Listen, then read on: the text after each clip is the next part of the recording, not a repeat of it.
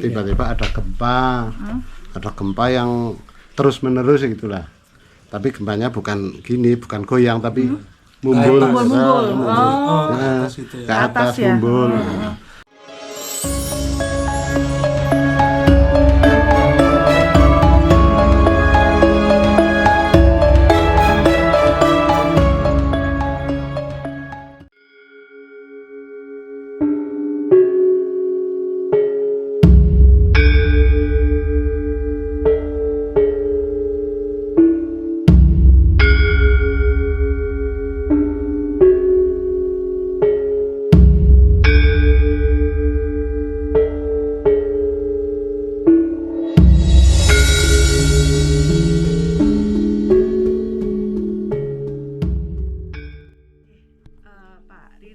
Mungkin bisa diceritakan waktu kejadian dulu seperti apa Pak yang tragedi kawah Sinila ini yang terkait gas beracun itu. Sebagai adiknya Bapak Ahrori ini. Itu yang ditanyakan tragedinya saja. Tragedinya saja. Tragedinya saja ya itu mulai jam 2 ya Pak. Setengah dua malam, tiba-tiba ada gempa yang terus menerus gitulah. Tapi gempanya bukan gini, bukan goyang tapi mumbul, ke atas ya. mumbul. Itu yang dirasakan oleh warga. Kemudian setelah itu kok baunya ada bau belerang, bau kawah gitulah. Terus dilihat ke atas ternyata Sinila itu meletus, udah keluar asap hitam, terus lumpur panas sudah nyampe ke timur desa di alur ini. Sebelahnya desa ini kan ada kali. Udah sampai situ. Nah, terus orang yang di desa itu semuanya kan lari menyelamatkan diri. Bahkan tidak lari pun sebenarnya nggak bahaya, cuma ya itu ketakutan sama gempa. Lari ada yang ke selatan, ada yang ke barat. Itu yang rata-rata yang meninggal itu yang ke barat menuju pasar, pasar Batur itu Batur. Menuju kecamatan itu yang kena gas racun yang keluarnya dari Kawah Timbang ke bawah ke jalan, namanya dulu SD Impres. Nah itu orangnya yang di situ, matinya di situ.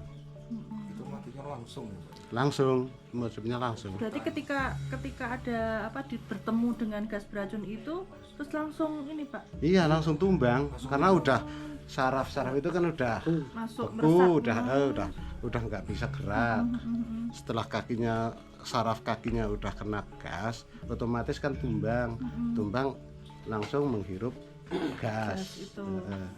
Kalau ini Pak, itu rata-rata anak-anak, perempuan atau laki-laki? Semuanya. Mau orang tua, mau balita, sampai kakek-kakek ya ikut juga. Perkiraan berapa Pak waktu itu kejadian itu yang sampai ya kalau menurut sejarah sih katanya sih 100 semuanya keseluruhan dari desa Batur, Sumber, Simbar, Serang itu keseluruhan 149 orang. 149 itu dari keseluruhan desa, dari ada yang dari desa Simbar, dari desa Sumber, desa Batur, desa Serang. Terus itu jenazahnya mayat-mayatnya itu sama oleh pemerintah melakukan apa Pak? Ya evakuasi pemerintah enggak atau langsung dikubur atau nah itu satu hari paginya sekitar jam 9 diperiksa udah kena sinar matahari itu gas sudah naik ke Kawah Timbang lagi. Itu baru tim dari pemerintah itu datang ke situ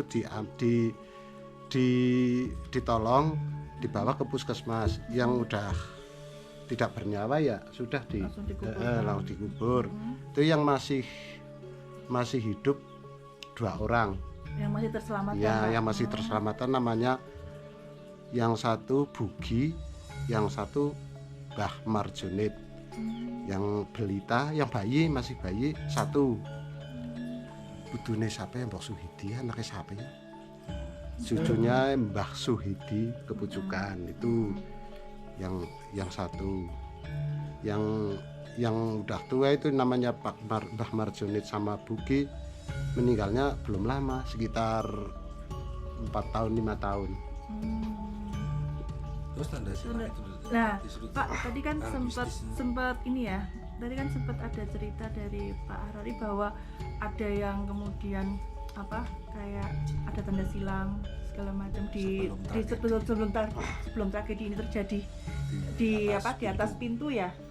Itu bagaimana Pak? Ceritanya bagaimana? Ya, itu ceritanya ya itu tiba-tiba udah ada saja. Kalau situ belum jelas. Saya belum masih kecil ya. Itu belum Siapa jelas. waktu 3 tahun itu masih 3 tahun lagi. Oh, tadi ada Ada tanda silang di atas pintu Pintu, rumah ya, Pak. Itu tanda silangnya itu untuk semua korban yang meninggal itu ya, Iya, rumahnya untuk semua ya? korban ya. Oh, Bagi yang tidak ikut meninggal itu ya nggak ada. Nggak ada tanda silang merah itu katanya ya? nggak ada ya. oh, tapi sampai sekarang itu yang bikin itu nggak tahu siapa Nggak gitu. tahu siapa sampai sekarang. Oh, Ini begini yang saya cerita sama lek saya waktu itu kan masuk ke tempat lek saya Lek Samjuri namanya. Jadi untuk menunjukkan orang-orang yang ada catatannya di sini. Lah orangnya pakai jubah putih-putih itu. Berapa Seperti orang, Habib. Pak? Ceritanya mau saya aja nggak melihat orang 3. 3 orang. Iya, bawa buku tebal. Yang itu yang untuk catatan. Terus ditanya, Mas nopo siapa ya? Nopo apa ya? Yang gitu. Ceritanya kan kata-kata orang pakai jubah kan diceritani kan sudah pedo wali itu kan bingung orang wali dulu. kalau itu Pak, bukan Kem- Habib. Ya kemudian ini ya orang itulah. Oh ini saya tugas dari atasan dari kabupaten, bukan atasannya saya dari atasannya saya begitu.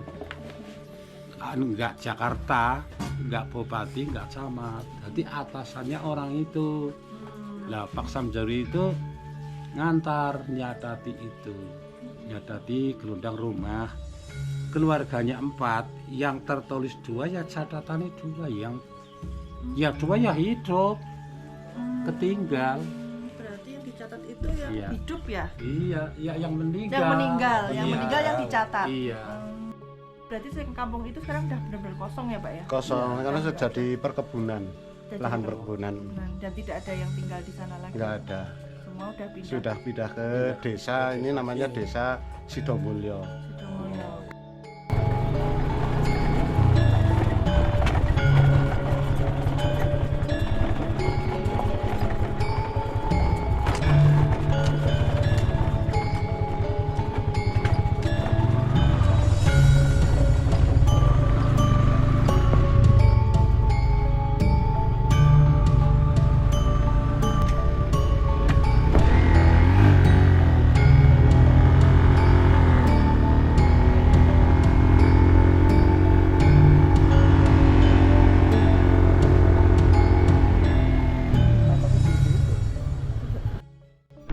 Assalamualaikum warahmatullahi wabarakatuh. Salam Rahayu. Pemirsa Wisata Nusantara, saat ini kita sedang berada di desa apa Pak? Sidomulyo. Sidomulyo, Pekasiran. Pekasiran. RT 1 RW 5. Oh, RT 1. Ini ikutnya Banjarnegara atau mana? Masuk Banjar. Oh, Banjarnegara. Kecamatan Batur, Kabupaten Banjarnegara. Berarti di daerah Banjarnegara ngaten nggih, Pak. Ini Ya. kabupatennya. Pak, kita boleh kenalan dulu nggih, Pak. Oke, oke. Dengan Bapak sinten nih, Kak? Ahrori. Pak Ahrori dan Bapak Riyadi. Pak Riyadi. Ya. Kelihatan. Ye, Bapak, kami ingin ini Pak mendengar cerita soal desa Pucuan ya. Mungkin bisa dijelaskan terkait dengan yang ada cerita tragedi ya, Iya, iya. tragedi di desa pojokan tersebut. Mungkin Bapak monggo bisa awal mulanya. ceritanya. Ya, itu kalau masalah tragedi desa Kepojokan itu ya sebenarnya saya pikir ya kalau dikersahkan Allah Ta'ala ya memang begitu. Memang itu. Jadi selama 3 tahun itu udah ada fisik-fisik lewat mimpi-mimpi. Mimpinya gini. Jadi ada orang itu yang kesepuan itu, tapi ya orangnya siapa ya nggak tahu, orangnya, nggak tahu namanya, untuk minta bantuan orang 136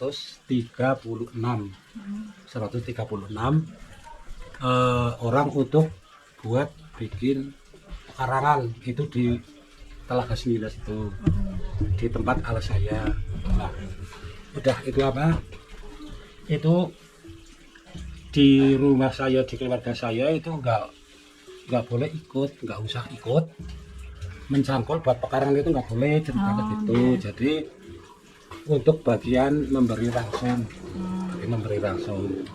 itu selama itu, tapi ada wangsit senantiwon, rasa manis, rekopai, kemis pon, semak wage, itu alas itu dilarang, tidak boleh dimasukin, nggak boleh diambah ceritanya, nggak boleh.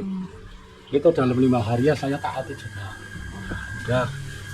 Udah itu sampai mimpi lagi. Kalau ini tidak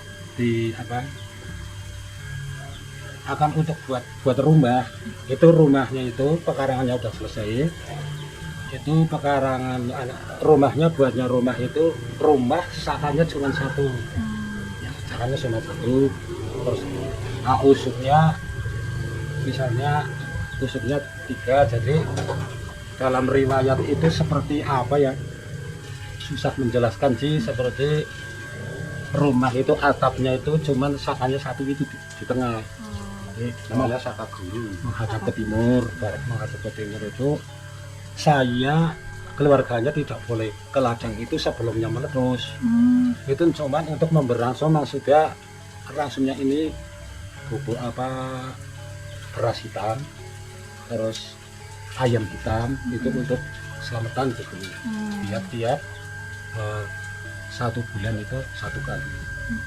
Nah itu sampai hampir 3 tahun itu menjalankan itu, hampir 3 tahun. Terus itu udah selesai, terus kedatangan lagi ke tempat taklik saya itu, ada orang 3 pakai jubah putih itu, menyiasati orang-orang yang akan meninggal, yang akan ketarik ke situ. Terus orang itu ya masih perjalanan, masih 2 tahunan, itu udah dicatati.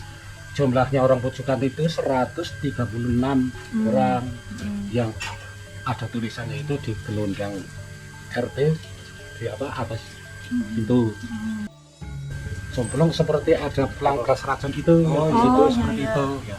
Itu yang bikin yang nggak tahu siapa. Jadi Ada tanda silang merah. tanda silang. Tapi itu dari tinta atau apa, Pak? Ya, tinta. Nggak tahu.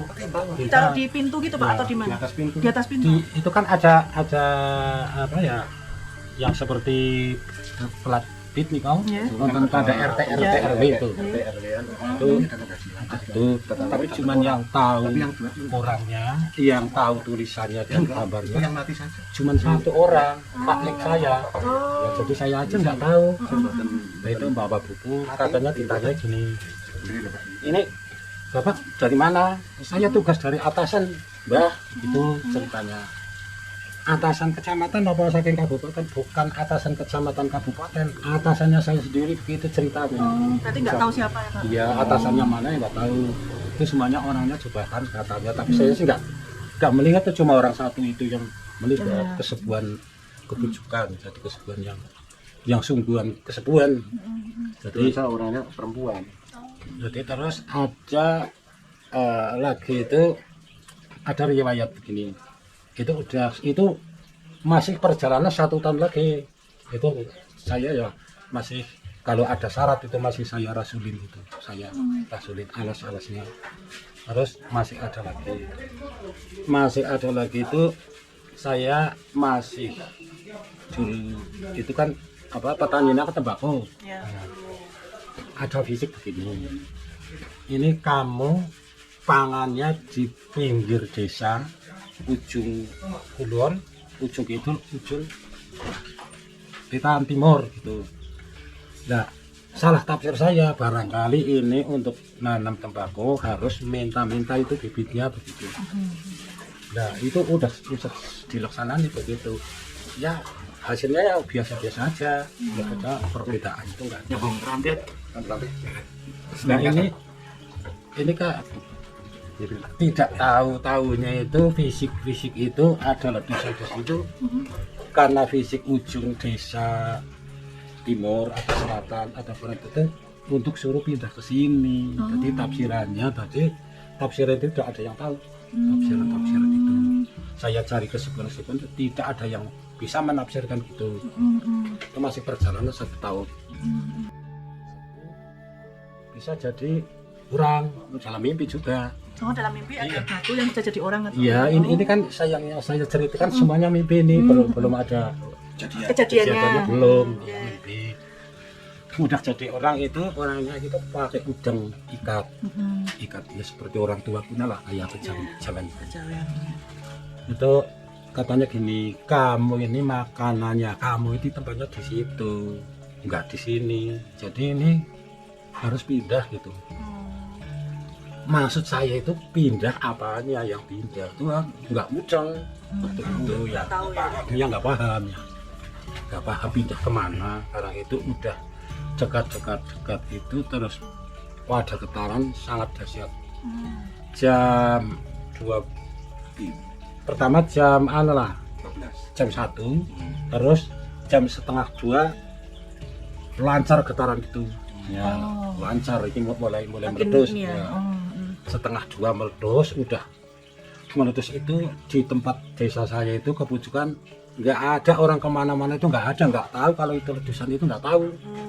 Soalnya ini kebunnya udah nyampe ke desa Kaliputih itu di desa saya belum tahu. Seandainya Allah Ta'ala ngeresapkan itu memang azab orangnya brutal itu akan dilimpas sampai sama lahar itu yang nggak ada satupun nggak ada yang bisa keluar.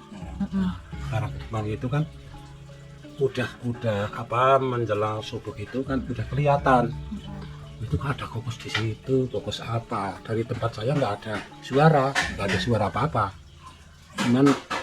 cuman terasa gempanya doang.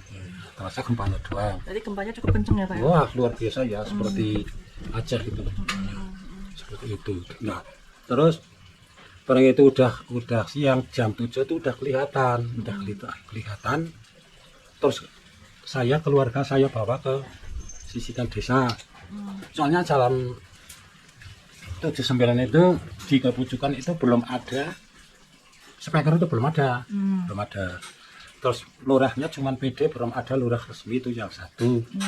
Terus ada suaranya lurah itu harus masyarakat ini ada ledusan harus semingkir, harus pindah ke Batur yang dekat pasarnya, nggak susah makannya gitu, apa begitu. Nah barang itu yang banyak yang di rumah kan, banyak yang ke desa Pranggen ini Kaliputih itu sebelahnya. Itu ternyata yang lewatnya arah itu ke jalannya mau ke Batur itu dilanak di Adang yang namanya gas beracun itu di Bongcinya. Itu ada gas beracun di situ. Nah itu kapan masuk itu meninggal. Barang masuk meninggal itu sebenarnya bukan semua orang yang kedatang di situ pasti mati, itu tidak. Jadi yang meninggal itu udah diwai fisik, diwai mimpi, itu dikasih bendera merah putih. Kalau yang tidak bawa bendera merah putih itu tidak boleh masuk ke situ. Itu ceritanya yang dalam mimpi itu. Terus sampai yang udah meninggal itu ya cerita begitu, itu yang udah meninggal di sini yang kenapa Kak? Berani Kak bisa hidup? Oh, saya akan masuk milu melihat sini di situ. ini saya dipukulin ya karena saya nggak bawa bendera. Itu jadi tidak boleh masuk ke ruang-ruang yang keramaian itu. Jadi terus itu sekitar jam 4 saya mau pulang. Ini adik ini yang di sini ini masih kecil, kira-kira umur berapa lah, kira 7 tahunan, minta makan. Jadi saya bawa lari-lari ke desa Sumber itu, satu pun tidak ada orang yang memberi makanan. Jadi masih menangis dan saya pulang sama bapak, lewatnya gong itu yang ada gas racunnya. Selama itu saya nggak tahu, belum tahu kalau itu gas racun itu kebul, itu saya tidak tahu. Saya serang aja masuk. Barang masuk itu terus ada yang namanya Bawon, itu supir, katanya ditugas dari kecamatan untuk mengurus jenazah. Ini jumlahnya 149 itu. Bilang bawa kertas, katanya surat dari kecamatan. Ini kalau kamu nggak percaya, ini suratnya, buktinya. Saya lihat itu nggak ada tulisnya. Ada tulisannya, nggak ada. Pak? Katanya ada data orang ini itu sudah dibaca semua. Di situ memang itu yang selama meninggal itu. Nah saya lihatin itu nggak ada sedikit pun pintar, nggak ada, cuma polos. Karena polos itu terus saya masih di situ. Ini ceritanya akan markirkan mobilnya Colte gitu ya. Mesin masih nyala, terus itu cerita sama saya, kamu pergi aja sana, saya ini mati nggak kuat. Lah mati di mana? Kamu nyopir kok mati? Iya, saya ini barangkali ini barang goib ini, saya ada dataran di sini. Itu ceritanya ada tulisnya di situ, ada datarnya. Nah barang begitu itu masih megang setir itu jemplok. Saya akan megang seperti ada yang narik, saya akan membangunin gitu ceritanya. Seperti ada yang narik, tidak boleh. Seperti ada goib yang narik dari belakang. Berarti narik bapak gitu ya? Iya rasanya. Jadi teman saya Bohin itu pulang begini, ya udah istirahat sama saya, Kang pulang aja, kalau dulu saya akan ambil uang. Wah gampang, ambil uang salin itu gampang, yang penting ini udah sama sehat. Ya yang penting mati kalau saya udah pakaian rapi, udah rajin kan buas gitu, datang ke situ lagi di depan saya itu meninggal. Ya ceritanya saya, kasih sayangnya saya itu kan teman akrab, saya tolong. Ini keras sekali, saya badannya kaku. Nggak bisa bergerak. Ini nggak bisa ditekuk, jongkok itu nggak bisa. Jadi ada apa ini? Saya kan mikir gitu. Terus kalau saya menjauh karo jenazah itu, saya cobain duduk bisa, jemping bisa. Yang akan menolong itu nggak bisa, ini ada apa? Terus saya mikir juga, barangkali ini ada silsilah yang dulu ada buka pasar Jasari itu. Ceritanya Jasari itu pasar Lugadong. Jualannya jenang getun, siapa masuk tidak bisa pulang. Ini barangkali ini saya ingat gitu, saya ingat jenang getun yang benar. Nah saya di tengah-tengah gas racun itu memang kebulnya itu tebal, asapnya. Iya, asap. Ya enggak bawa apa-apa. Bapak nggak pakai Ya enggak. Kain atau apa Enggak. gitu? Orang 7 orang semua alhamdulillah aman, hidup semua. Ya jadi orang 7 itu yang semuanya udah meninggal semua, orang tua, yang cuman saya doang satu yang masih yang menikmati di situ. Jadi di sana masih gelisah, nggak mantap rasanya. Saya itu masih ada getaran terus, memang getarannya lama kok Mas. Ya, berapa lama? Berjam-jam. Dan itu kenceng banget ya? Wah kenceng ya. Bahkan apa ada meja, kalau seandainya zaman sekarang tremos itu ya habis. Ubah semua. Bahkan adanya kaleng itu, kaleng. Nah kalau korbannya sendiri gimana Pak? Itu Ya. dari anak kecil, dewasa, ibu-ibu atau gimana Pak? Ya iya, kalau yang dibawa ke lewat jalan raya ke Batur itu walaupun apa yang semuanya sih ibu-ibu terusan anak-anak ada, tapi kan yang anak kecil ya entah berapa ya tetap ada, tapi nggak paham saya soalnya semuanya itu 149 itu ada Bujangsari, ada yang dari Simbar, ada orang apa pendatang itu yang maksudnya silaturahim di situ. Jadi yang khusus warga Pujukan 136 orang. 136 orang. Sekarang kosong. Kalau sekarang berarti posisi di Kontong atau Desa Pujukan tuh udah kosong ya Pak ya? Ya sekarang terus gini Pak. Ini oh ya, monggo. Ini udah semuanya udah di udah dibawa sama pemerintah zamannya Pak Harto. Itu udah dikasih makan, terus masyarakat dikumpulkan, diungsikan di tempat kantor itu udah dikasih makan. Ya dicukupin apa pakaian dan minuman ya dicukupin. Udah itu terus ada orang di sini yang dulunya bekas carik dulunya carik ya. Terus mintanya di kecamatan itu bongkar desa gitu. Bongkar desa. Iya, bongkar desa berarti udah nggak ada, nggak boleh yang tinggal di situ yang memakai situ nggak boleh.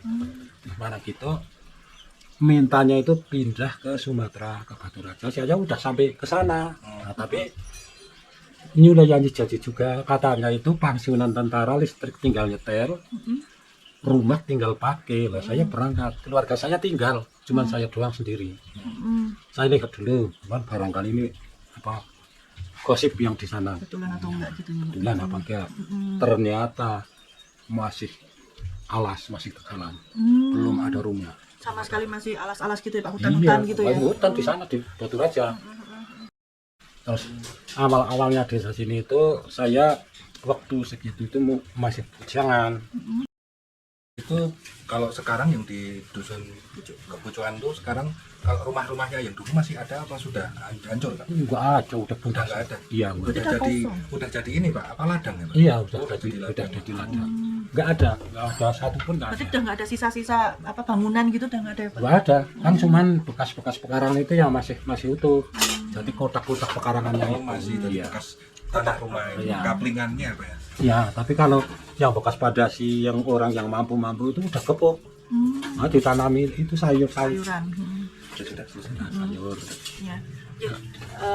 Mbak Arori matur nuwun sangat untuk informasinya Bapak terkait dengan apa Desa Kepucukannya ini ya Pak ya, bahwa ini nanti kan bisa menjadikan bahwa cerita yang sebenarnya itu seperti ini. Iya, seperti ini yang sebenarnya. Karena kan Bapak juga ikut menjadi pelaku sejarah lah, sejarah itu. Matur nuwun, sehat terus Bapak. Amin. Ya. Pemirsa, kita akan nanya-nanya soal Desa Legetang ya.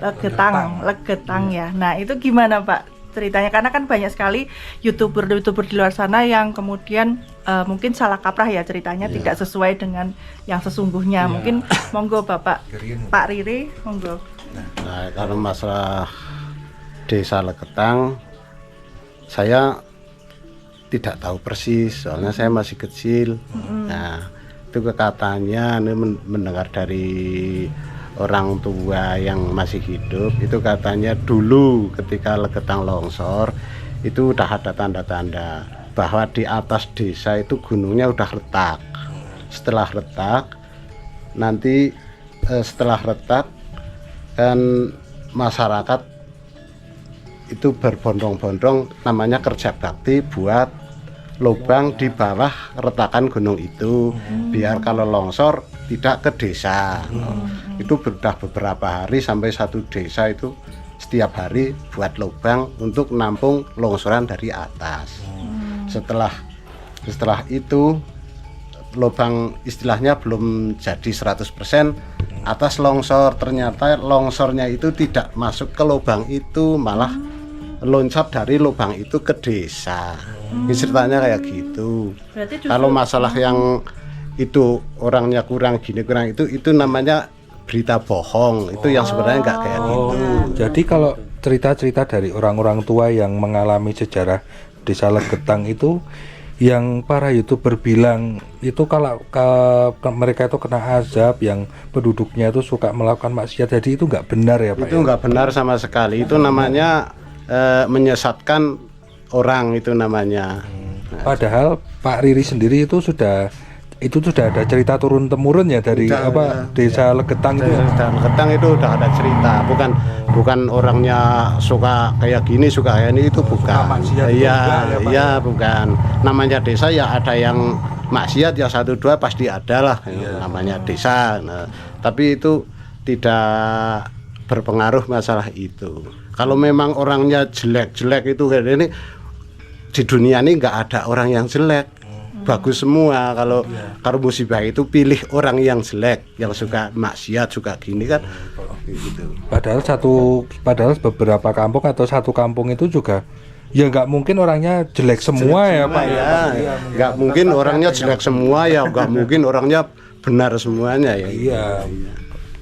Jadi itu tidak benar kalau azab itu tidak benar ya. Tidak benar, semuanya tidak benar, itu semua cuma ujian Gusti Allah gitu ya Pak ya. Artinya kan siapapun yang mencari cerita atau berita sebuah desa atau itu juga harus cari tahu kebenarannya ya Pak, harus dengan narasumber yang benar-benar mengalami yang benar-benar tahu pelakunya, tahu persis kejadian tersebut.